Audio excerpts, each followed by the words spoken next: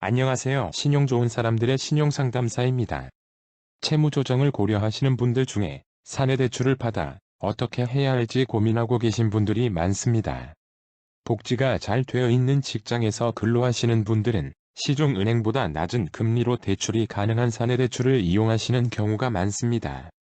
사내 대출이 일반 신용채무들과 다른 이유는 금융사 채무가 아니어서 채무 조정이 불가할 수도 있고 경우에 따라 직장에서 퇴직을 해야 하는 등의 불이익이 있을 수도 있기 때문입니다.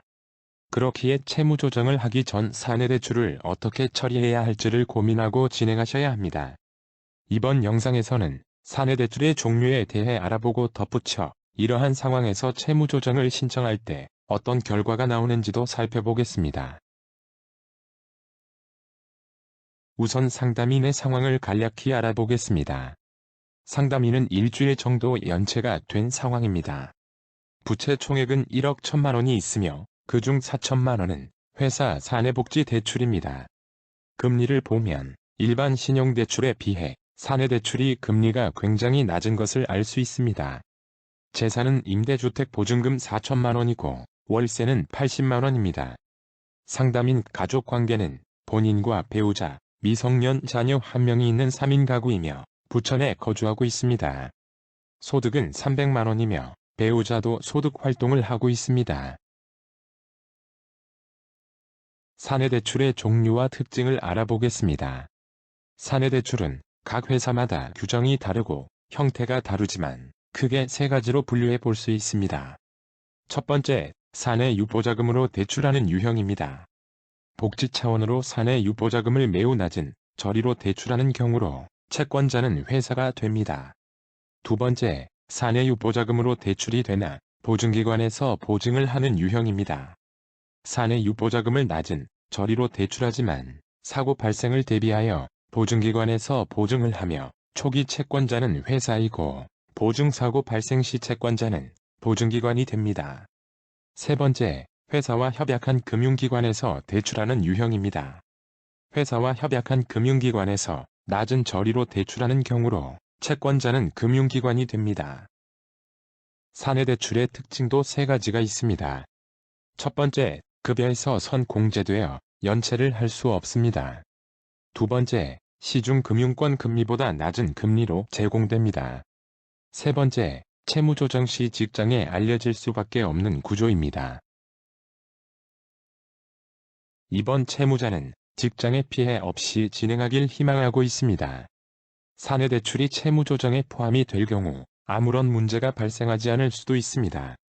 그러나 적게는 복지 축소 문제와 크게는 권고사직 문제가 발생될 수 있습니다. 회사에 채무조정 진행한다는 소문이 퍼지는 것은 별개의 문제입니다. 그렇기에 사내대출을 제외하고 채무조정을 진행하는 방법을 알아보겠습니다. 개인회생은 편파 변제 문제로 인해 사내대출을 제외하고 진행할 수 없습니다. 그에 반해 워크아웃은 금융기관 대출이 아닌 사내대출을 제외하고 진행할 수 있습니다. 이에 워크아웃을 진행하였을 때 선공제가 되는 사내대출 상환액을 고려한 소득으로 산정이 되거나 사내대출 상환액을 추가 생계비로 인정을 받는다면 부담이 없을 것입니다. 그러나 대부분의 경우 이렇게 진행되지 못하여 사내대출과 워크아웃 변제금을 동시에 변제하게 되어 월 상환액 부담을 겪게 됩니다. 우선 개인회생 예상진단을 알아보겠습니다. 개인회생의 채무조정 내용을 살펴보면 변제 기간은 기본적으로 36개월입니다. 단, 채무자의 재산과 채무 원인에 따라 최대 60개월까지 연장될 수 있습니다. 채무 감면은 신청 당시에 채무자의 원리금 총액에서 개인회생 총변제액을 차감하고 남은 채무 잔액을 탕감을 해줍니다. 개인회생 총변제액은 채무자의 소득에서 부양가족에 따른 생계비를 차감한 월 변제액을 산정된 변제기간 동안 변제한 금액을 말합니다. 개인회생은 무담보 채무액이 재산의 청산가치보다 많아야 개인회생을 진행하실 수 있습니다. 이번 채무자의 청산가치를 알아보겠습니다. 임차보증금 4천만 원이 청산가치가 될 것으로 생각하시겠지만 개인회생에서는 주택임차보증금에 한하여 거주지역에 따라 면제재산을 책정한 후 그 금액을 차감하여 청산가치를 계산합니다. 부천이 포함된 과밀억제권역의 면제재산은 4,800만원으로 임차 보증금에서 이를 차감하면 청산 가치가 0원이 됩니다. 상담인은 1.5인 부양가구로 인정되었습니다. 이유를 보면 소득이 있는 배우자는 피부양이 제외되고 미성년 자녀를 부부가 공동 부양을 한다고 인정되었기 때문입니다. 따라서 월 변제액은 소득 300만원에서 부양가족 1.5인 생계비 약 190만원을 차감한 약 110만원으로 결정됩니다. 월 변제금 110만원을 36개월 변제 시 총 변제액의 현재 가치는 약 3,716만원입니다. 총 변제액의 현재 가치가 청산 가치보다 많기에 개인 회생을 진행할 수 있습니다. 36개월간 매월 110만원을 변제하여 총 변제액은 약 3,970만원이고 채무 감면율은 64%입니다. 채무자는 일주일 정도만 연체된 상황이라 신속 채무 조정을 신청하게 될 것입니다. 다만 영상 시점에는 신속 채무 조정 특례를 운영하고 있어 대신 이를 살펴보겠습니다. 신속 채무 조정은 이자도 상환하는 채무 조정으로 모든 채권사가 동의를 하여 절차가 진행됩니다. 상환 방법은 원리금 균등 상환 방식이며 최장 10년까지 상환기간 연장이 가능합니다. 연체이자만 감면이 되며 기존 약정 이율을 30%에서 최대 50% 인하해주는 채무조정제도입니다. 여기서는 평균 40% 이자율 인하를 적용하였습니다. 화면에서 이자율 하향 조정된 것을 확인하실 수 있습니다. 월 변제금은 소득에서 2인 생계비를 차감하여 산정됩니다. 소득이 있는 배우자는 피부양이 제외되기에 2인으로 인정됩니다.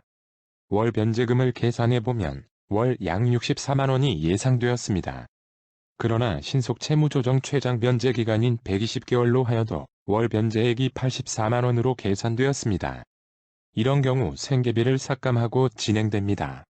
84만원을 120개월 변제하게 되며 총이자는 약 3,138만원이고 총 변제금은 약 1억 138만원으로 예상되었습니다. 중요한 것은 사내대출은 제외된 결과입니다. 사내대출은 소득에서 선공제되어 상환되기에 부담은 더 크다고 볼 수 있습니다. 사내대출의 종류를 알아보고 사내대출을 채무조정에 포함하지 않는 방법도 설명드렸습니다. 방법은 개인회생이 아닌 워크아웃을 신청하는 것입니다.